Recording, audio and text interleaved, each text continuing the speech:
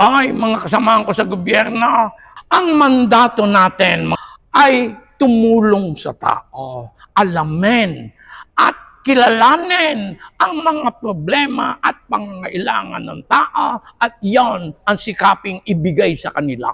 Aba, panahon na para tayo tumutok sa ating trabaho. Ito po ang inyong lingkod, Congressman Manik Manaog from the Lakas Tama Party at your self-service. Sabi po ng Malacanang, focus lang tayo sa ating trabaho. Focus on the job, on your job, sabi nila. I agree.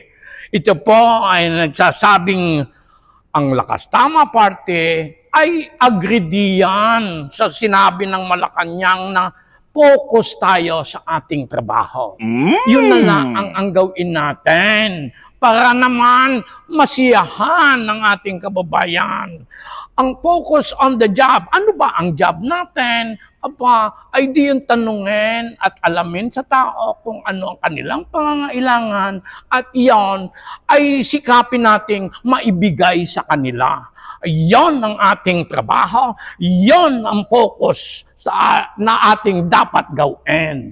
Focus on the job, tumulong sa tao. Yan.